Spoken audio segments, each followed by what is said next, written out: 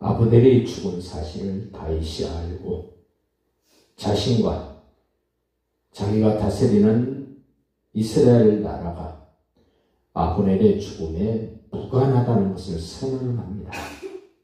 그 말을 다른 말로 바꾸면 요압은 내 신하가 아니요 요압은 이스라엘 백성이 아니다라는 의미로 우리는 이해를 할 수 있습니다. 신복들 중에 아브넬과 평화협정을 맺을 때 왔다 갔다 했던 그 신복들은 충성스럽고 멋진 신실한 종들이었지만 그들이 가지고 있는 힘은 아주 작았습니다. 자기가 가지고 있는 힘이 작은 사람은 어떤 반역이나 대단한 어떤 일을 할 수 없습니다. 그와 반대로 굉장한 힘을 왕으로부터 인정받았던 군대 장관 요압은 결정적인 잘못을 하는 장면을 우리가 봅니다. 힘이 있는 신복 요압의 반역이라고 저는 말하고 싶습니다. 동역자를 죽이고 배신한 사람에게 저주가 임할 것이다 라고 선언을 합니다. 요압의 머리와 그 아버지의 원집에 분명하게 나타날 것입니다. 그 저주가 계속 지속될 것입니다. 아브넬을 죽인 것은 아사엘을 죽인 까닭이라고 2번, 3번 반복합니다. 그 아브넬이 평화의 협정을 맺었던 하나님의 뜻을 이루기 위하여 협력자, 동역자 된 아브넬의 죽음을 본 동역자인 다윗 보십시오. 동역자의 죽음을 애도합니다. 다윗과 함께한 모든 사람이 동역자 아브넬의 죽음을 애도하며 슬퍼합니다. 모두가 옷을 찢고 굵은 배를 띠고 동역자 아브넬 앞에서 애도하라고 다윗 왕이 지시를 합니다. 이럴 때 그 반역죄를 했던 요압의 심정은 어떨까? 모든 신하들이 아브넬의 죽음 앞에 애통하는데 요압이 과연 애통할 수 있을까? 과연 진심으로 슬퍼할 수 있을까? 진정한 동역자로 받아줬던 다윗 어떻게 하나 보십시오. 동역자 아브넬의 상야를 따라갑니다. 왕의 채신머리도 없이 동역자 아브넬의 상야를 따라갑니다. 헤브론 무덤까지 따라가서 거기서 소리 높여 웁니다. 참으로 슬퍼하는 다윗의 모습을 보십시오. 그리고 그 동역자 아브넬을 위하여 애가의 슬픈 노래를 읊조립니다. 그 내용 가운데 요압에 대한 표현도 나옵니다. 불의한 자식 앞에 엎드려졌던 34절 보십시오. 내 손이 결박되지 아니하였고 내 발이 착고에 채이지 아니하였거늘 불의한 자식의 앞에 엎드려진 같이 네가 엎드려졌더라. 이 불의한 자식 누굽니까? 군대 장관 요압입니다. 힘이 있는 요압입니다. 하나님의 뜻을 이루는 일에 쓰지 않습니다. 사적인 감정 때문에 요압이 아브넬을 죽입니다. 열왕기상 2장 32절에서 솔로몬이 왕이 되었을 때 이 요압을 솔로몬이 죽입니다. 성전에서 제단불을 붙잡고 있는 그를 죽입니다. 자기보다 의롭고 선한 2사람을 쳤음이라고 소개를 합니다. 얼마나 동역자인 다윗이 이 동역자 아브넬의 죽음을 얼마나 슬퍼하는가. 그 39절 한번 보실까요? 내가 기름 부음을 받은 왕이 되었으나 오늘 약하여서 수르의 아들인 이 사람이 누굽니까? 요압과 그의 동생 아비새입니다. 군대 힘을 가지고 있는 요압과 아비새. 자기가 기름 부음을 받은 왕이지만 오늘 내가 약해서 수르야의 아들 요압과 아비새를 내가 감당할 수가 없다. 이 비참함 아닙니까? 우리의 동역자인 예수님. 예수님은 감당하지 못할 사람이 없습니다마는 예수님을 나타내고 하나님의 뜻을 이루어야 될 앞서가는 지도자. 목사도 그렇습니다. 왕도 그렇습니다.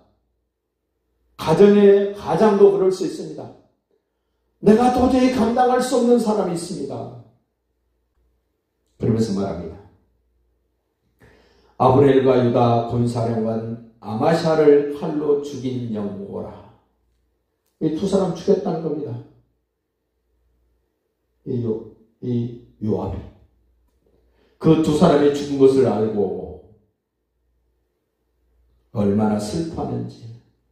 칼을 사용한 사람은 반드시 칼로 망합니다. 주님의 경고입니다. 하나님의 뜻을 이루기 위한 동력자 된 아브넬이 마지막 보내는 모습을 본 백성들이 어떤 반응을 합니까? 기뻐합니다. 우리도 동역자를 어떻게 대할 것인가? 예수님은 우리 동역자들을 어떻게 대하실까? 목사는 동역자 된 사람을 어떻게 대할까?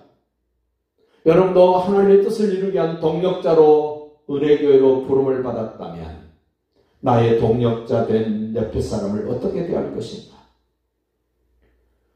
사람들은 먹는 것이 가장 우선이라고 그럽니다. 그런데 보십시오. 먹는 것보다 더 동역자를 예우에 힘쓰는 다윗입니다. 즉 아브넬은 죽고 없는데 신하들이 다윗에게 먹을 것을 권합니다. 너무 힘들고 지쳐있고 그런 다윗을 보고 왕이시여 음식을 드셔야 됩니다 라고 권하자 그는 해가 지기 전까지는 내가 먹지 않겠다. 음식 먹는 것보다 더 우선하는 동역자의 마지막 보내는 모습. 35절 보십시오. 석양에 못 백성이 나와 다윗에게 음식을 권하니 다윗이 맹세하여 이르되 만일 내가 해가 지기 전에 떡이나 다른 모든 것을 맛보면 하나님이 내게 벌 위에 벌을 내리시니 마땅하니라. 동역자를 보내는 그 다윗의 마음, 동역자를 대하는 진정한 하나님의 뜻을 이루기 위한 동역자의 모습, 이렇게 보여집니다. 그 모습을 보고 온 백성이 기뻐했다. 36절 봅니다. 온 백성이 그런 동역자를 대하는 다윗의 모습을 보고 기뻐하며 왕이 무슨 일을 하든지 무리가 다 기뻐했다. 동역자를 저렇게 대한다면 나는 저 다윗의 동역자 되어진다면 내가 무슨 일을 못하겠느냐.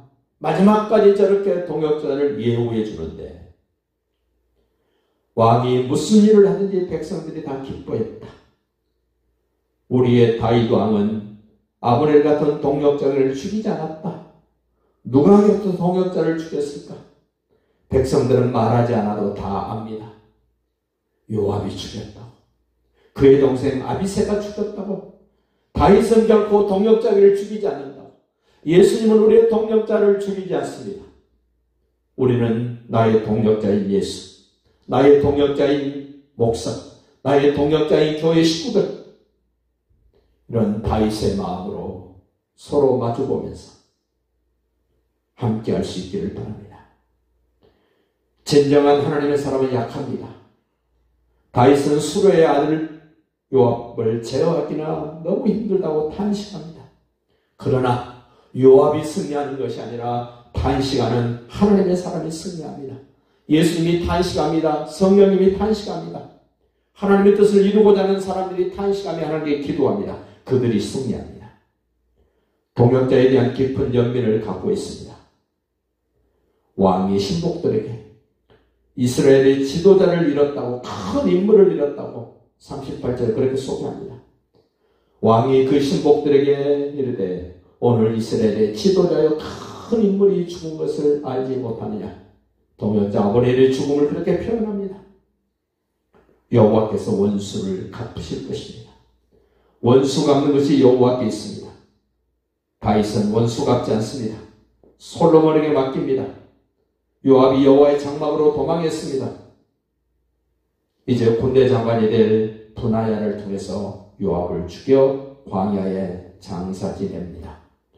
우리의 하나님은 동력자들을 아끼십니다. 보호하십니다. 승리하게 하십니다. 그 주님과 동행하는 날 오늘이 되시기를 예수님의 이름으로 축복합니다.